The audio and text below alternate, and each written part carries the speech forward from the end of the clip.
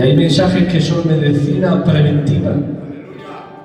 Gloria al Señor. Pero luego suceden cosas que tenemos que ir corriendo a urgencias, que son cosas sencillas, pero son urgentes. Y tengo una palabra urgente, de urgencia. Gloria al Señor. Y hoy vamos a estar predicando de la parábola del hijo pródigo. Amén. Aleluya. El rótulo, hermanos míos, es la parábola del hijo pródigo, pero el rótulo no es Biblia. El rótulo, el título lo han puesto los hombres y nos dan una entrada de lo que va a ser el tema, ¿no? Pero el rótulo no es Biblia, no está influido por Dios. Por eso, hermanos míos, aquí habla de un hijo pródigo, pero nos damos cuenta que no solamente hay un hijo pródigo, hay dos. Hay dos pródigos. Uno, el que se fue de la casa. Porque pródigo no significa el que se va, ni el que se va de la casa. Eso no es pródigo. ¿Saben qué significa pródigo? El que malgasta. Y uno era pródigo fuera, que se fue fuera y malgastó. Pero uno en la casa se quedó y seguía malgastando, porque no le daba la valor que había que darle al Padre. Los que tengan Biblia, vengan conmigo al capítulo 15, verso 11 en adelante del Evangelio de Lucas. Dice así la palabra: en el nombre del Padre, del Hijo y del Espíritu Santo. También dijo: un hombre tenía 2 hijos, y el menor de ellos dijo a su padre: Padre, dame la parte de los bienes que me corresponde. Y les repartió los bienes. No muchos días después, juntándolo todo, el hijo menor se fue lejos, a una provincia apartada, y allí desperdició sus bienes, viviendo perdidamente. Fuerte el aplauso a la palabra de Dios.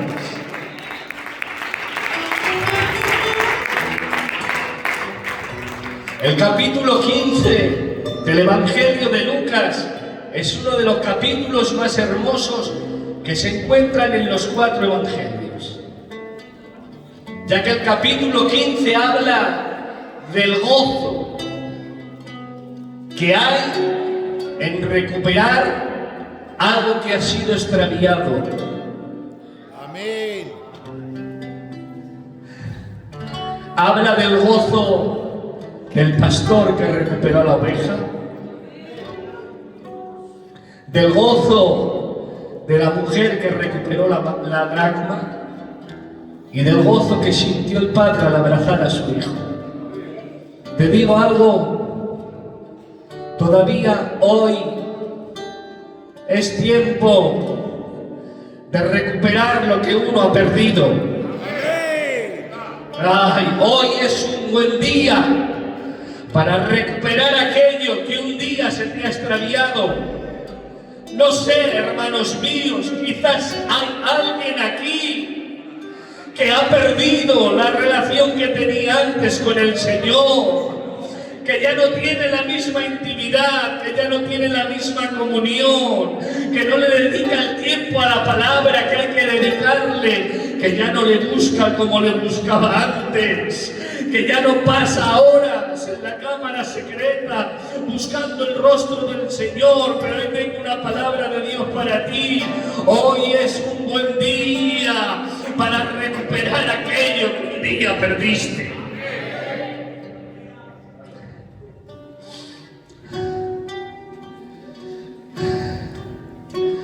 Un hombre tenía 2 hijos y el menor le dijo: dame la parte de los bienes que me corresponde. ¿Sabéis quién estaba escuchando este mensaje de Cristo?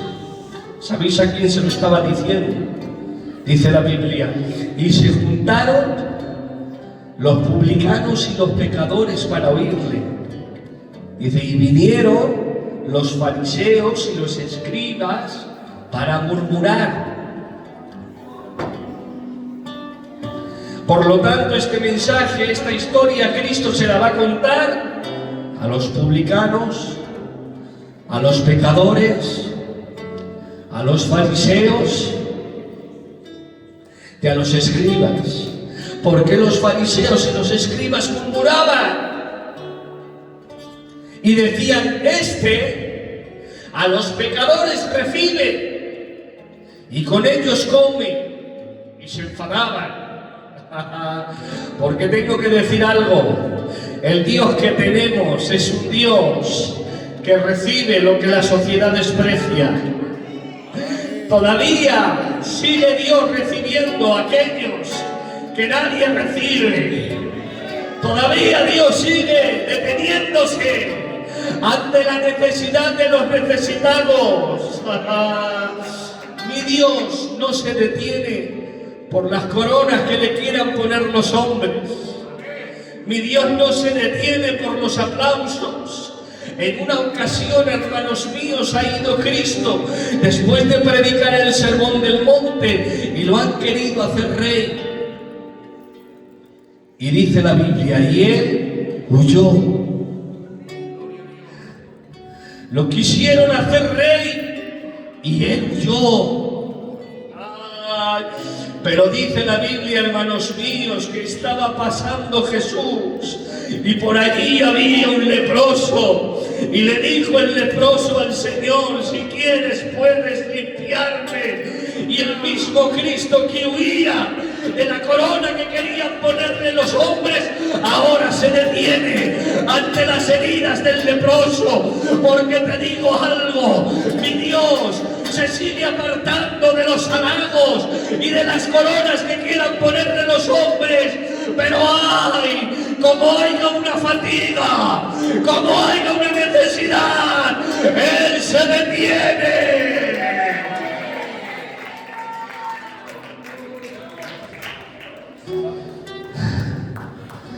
Al Dios que lo detiene las heridas del necesitado.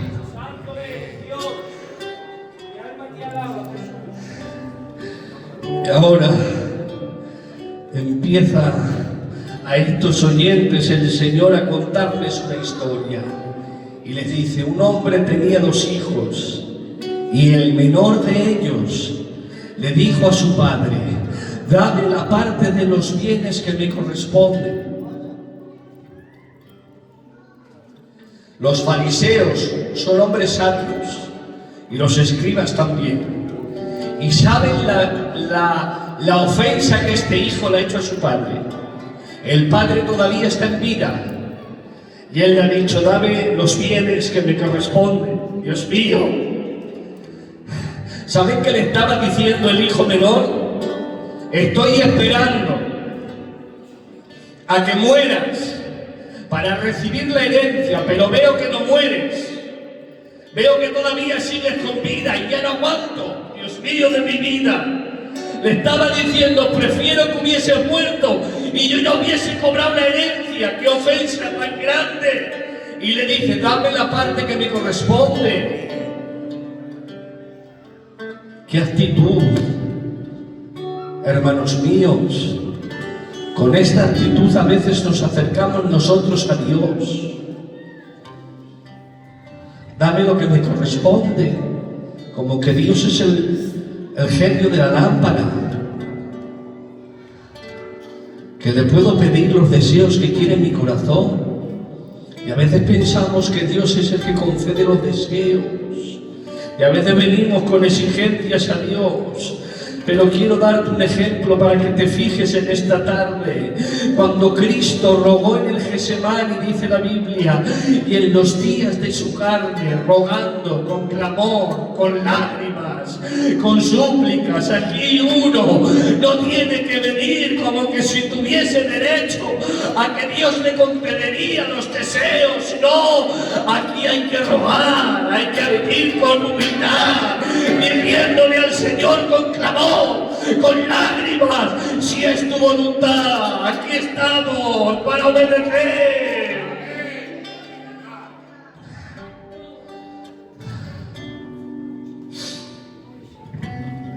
Ya que el Padre dice que le dio los bienes y aquel hijo juntándolo todo, ¿saben qué significa esto?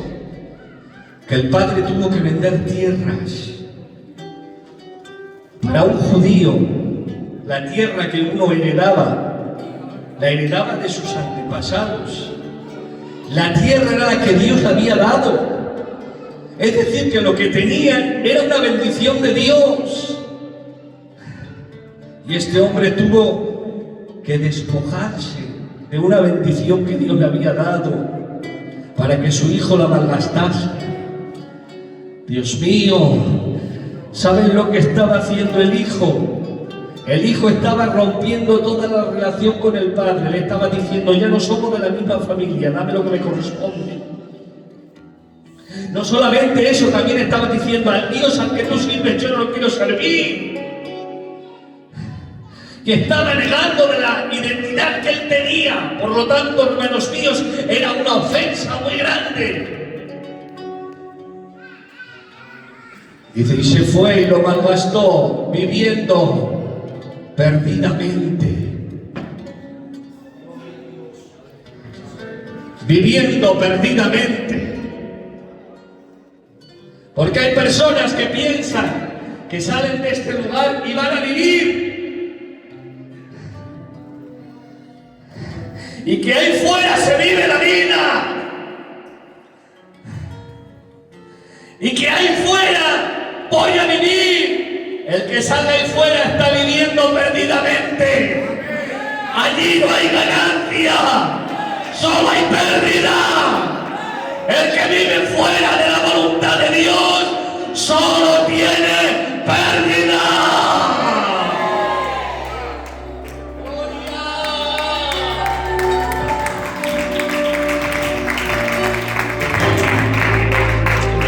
No hay mayor engaño que el creer que salir de aquí sale a vivir. Sales a perder. Fuera de su voluntad pierdes.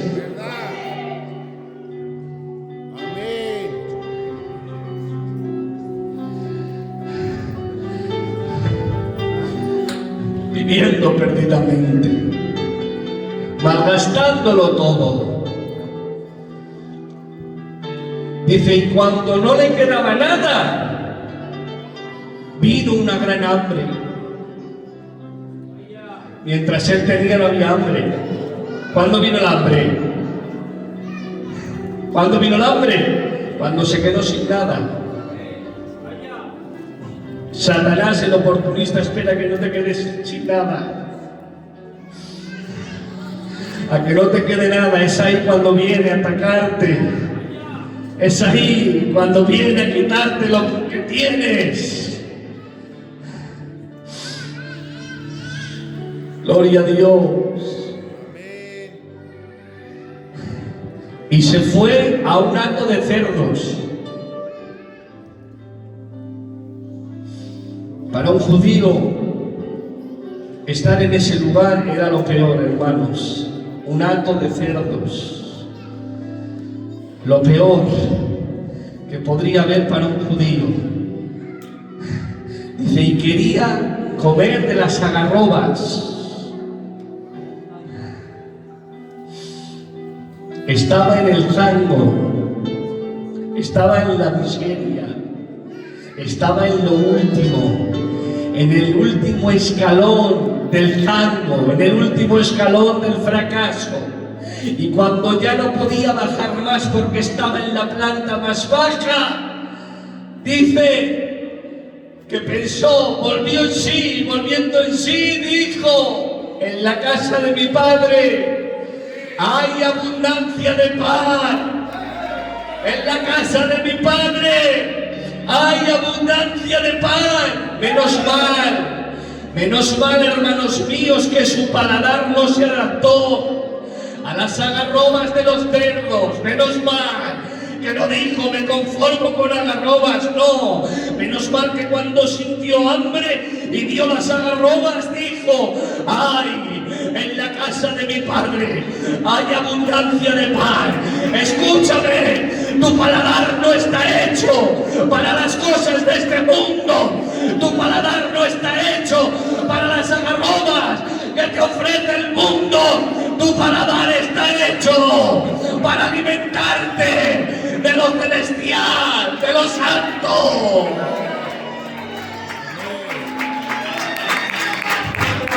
No adaptes tu paladar como aquellos 3 jóvenes que dijo el rey: cuando suene la música, cuando suenen las trompetas, el tamboril, os inclináis y adoráis a la estatua que he hecho. Inclinaros.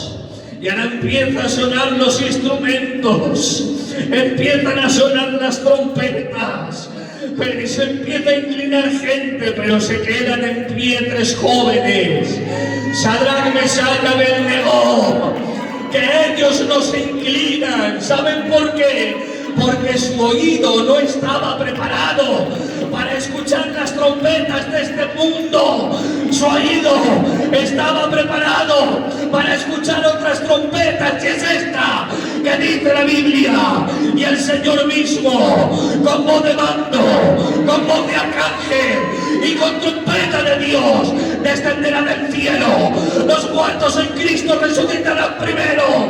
Luego nosotros, los que hayamos quedado, seremos arrebatados en una nube para estar con ellos y con Él por una eternidad.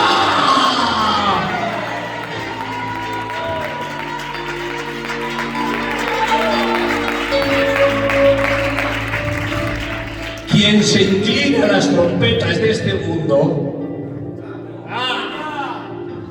no reaccionará al sonido de la trompeta. ¡Ay, Dios mío! Y volviendo en sí,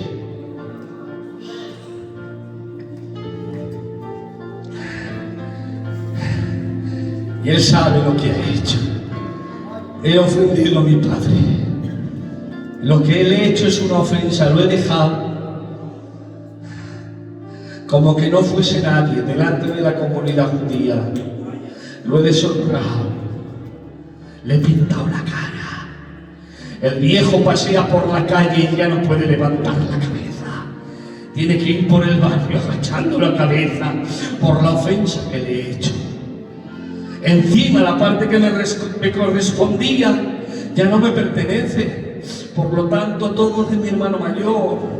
Y si regreso allí, tengo que hacerlo de esta forma. Y dice: le diré a mi padre: he pecado contra el cielo. ¡Ay, Dios mío! Me encanta. Dice: he pecado contra el cielo y contra ti. Pero primero él sabe que ha pecado contra Dios. Y primero se reconoce que ha pecado contra Dios, porque perdónenme, pero hay gente, hermanos míos, que solo le duele el pastor. Hay gente, hermanos míos, que solo le duele la iglesia. ¡Ay, que me han visto! ¡Ay, que ha sido un escándalo público lo que he hecho! ¡Ay, que todo el mundo me ha mirado! Pero en Dios no piensan, en la ofensa que le han hecho a Dios no piensan.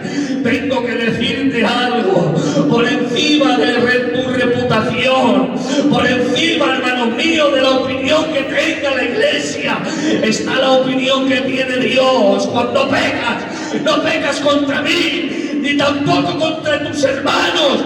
Cuando pecas, estás pecando delante de aquel que es el Rey de Reyes y Señor de los Señores.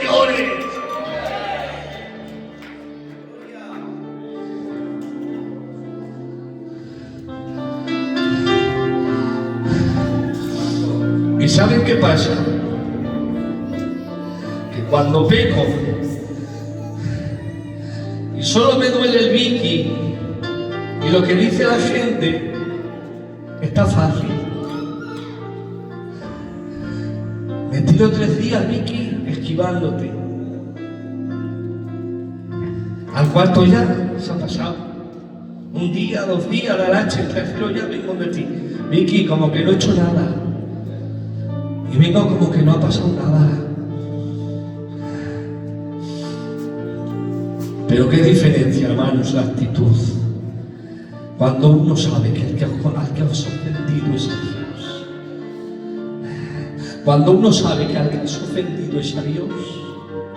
Escúchame, en el momento que la mandas te duele. En el momento que lo haces, lloras.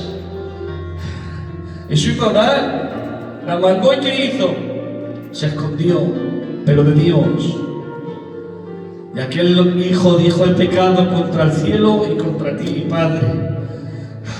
Iré a casa y que Él me recoja como sea. Oh, cuando llega a la casa, llega andrajoso. Cuando llega a la casa, no hay quien lo reconozca. El mundo le ha quitado todo. Viene sucio, salió como un príncipe. Salió hermoso. Pero cuando regresa andrajoso, regresa sucio. Y ahí está el Padre, que lo ve de lejos. Nadie lo puede reconocer, ningún jornalero lo reconoce, ningún siervo lo reconoce por las pintas que lleva, pero el Padre lo ve de lejos. Y solamente con el andar, solamente, hermanos míos, con las formas, el Padre dice ser. Lleva mucho tiempo esperándolo y sale corriendo. Dios mío de mi vida, sale corriendo, andrajoso está, que no hay quien lo mire, que no hay quien lo toca. Pero dice la Biblia, y el Padre se acercó y se lo comió a besos. Escúchame, cuando nadie se atreve ni a mirarte, cuando has pecado de tal forma que nadie se atreve ni a darte los buenos días, Él viene, te besa, te abraza. ¡Ay, gloria tenga su nombre!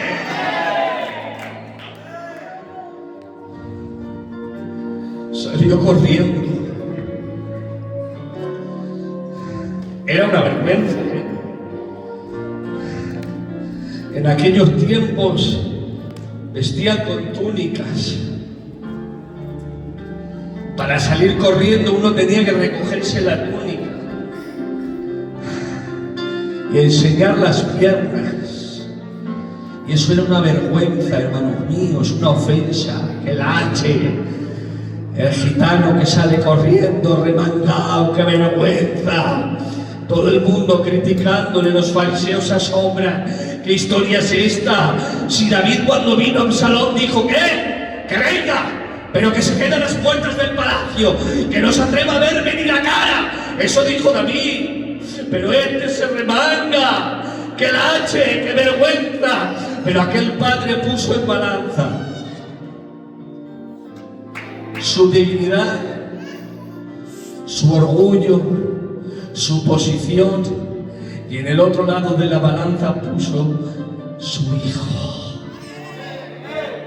Y dijo el padre, vale más mi hijo que mi orgullo, vale más mi hijo que mi dignidad. Tengo que decirte algo en esta tarde, vale más tu hermano que tu razón, vale más tu hermana que tu orgullo, vale más tu hijo, tu padre, que la razón, que el orgullo.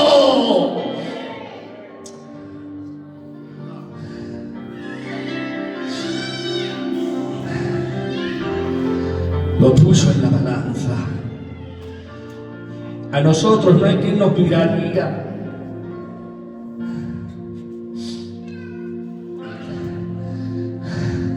Pero dice la Biblia, haya pues en vosotros el mismo sentir que hubo en Cristo Jesús, el cual siendo en forma de Dios no estimó el ser igual a Dios como cosa que aferrarse, sino que se despojó a sí mismo y se hizo hombre, y en condición de hombre se hizo siervo, y siendo siervo se humilló hasta lo sumo, se humilló hasta la muerte, y muerte en la cruz. Pero ¿por qué hiciste eso? Si eres santo, si eres digno, porque lo puso en la balanza y prefirió abrazarte.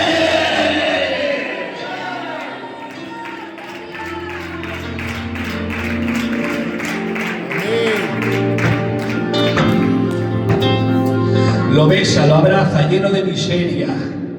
La miseria, la suciedad, no le impidió que el Padre la abrazase. Amén.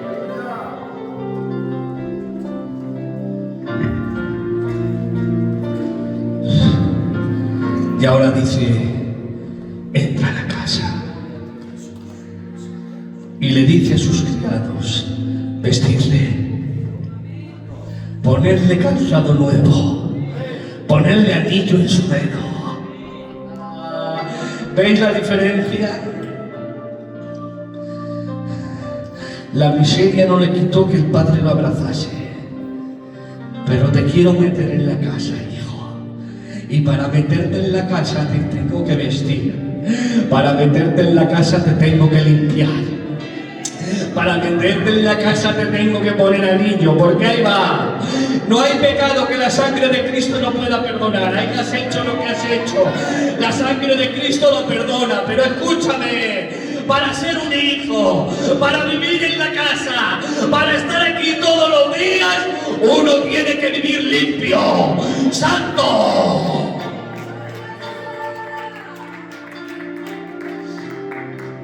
Y dice, matad el becerro gordo. Los judíos no tenían siempre becerros gordos. Era un becerro que tardaban años en alimentarlo. Era para el día más importante de la casa. Llamaban a toda la comunidad. Se solía hacer cuando el primogénito se casaba. Cuando un hijo hacía una boda, entonces el viejo cogía y hacía fiesta y mataba al becerro gordo. Empieza la música, empiezan a venir los invitados. La casa que siempre ha estado con tristeza desde que falta el hijo, hoy hay alegría, hoy hay música. Y ahora llega por allí el hermano mayor, que este sí que malgasta. Este sí que no hay quien la aguante, hermanos míos. Y ahora ve que hay fiesta y le pregunta a los siervos, ¿qué ha pasado? Si el viejo solo llora. ¿Qué ha pasado? Si en esta casa hace mucho tiempo, desde que no está mi hermano, que no suena música, ¿qué ha pasado? Y le dicen los siervos, ha venido tu hermano, y el padre lo ha vestido, lo ha calzado, y ha matado al becerro gordo, y está todo el mundo invitado. Y él se enfada.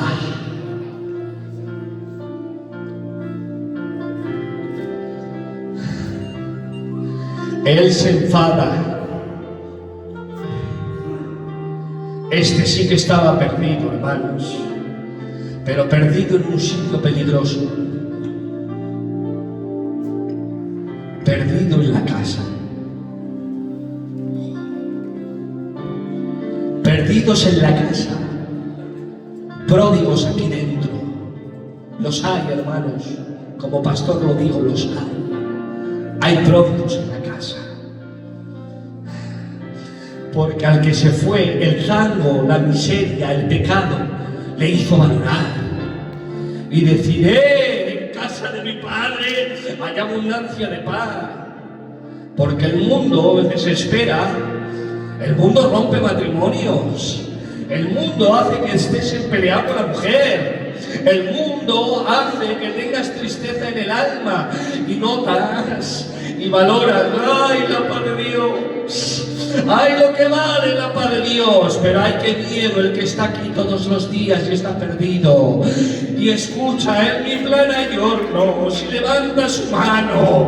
Ay, qué miedo aquel que escucha los mensajes y aplaude y está perdido en la casa. Hoy vengo con un mensaje del cielo.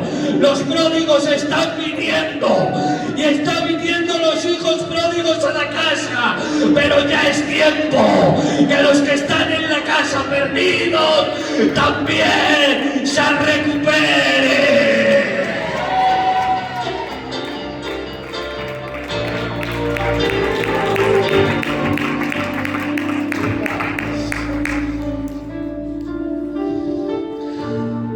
Termino.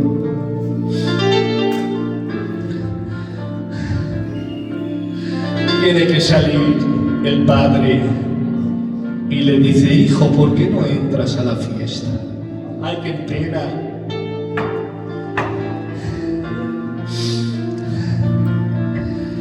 Que llevas toda una vida viendo al padre llorar por su hijo que se ha ido, y ahora está sonriendo, está de fiesta. Y en vez de alegrarte, te entristeces. Mira qué peligro estar en la casa perdido. Yo te obedezco. Yo estoy siempre con tu ganado. Yo te hago caso a lo que tú me dices. Y que se ha gastado el dinero de malas formas, le matas el becerro gordo. Y a mí, que estoy siempre contigo, atención, nunca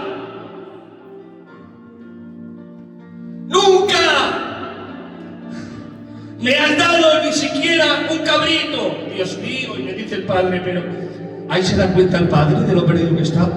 ¿Pero qué dices? Que tú estás conmigo, que todo lo que yo tengo es tuyo. Pero mi hijo, tu hermano, estaba muerto y ahora lo hemos encontrado, pero me he dado cuenta de algo más doloroso, que estabas tú más muerto que él, que estás aquí todos los días, disfrutando de mi compañía, disfrutando de mis caricias, y no lo valoras. Ay, Dios mío, valora las caricias que te da el Padre, valora la bendición que te da Dios cada día.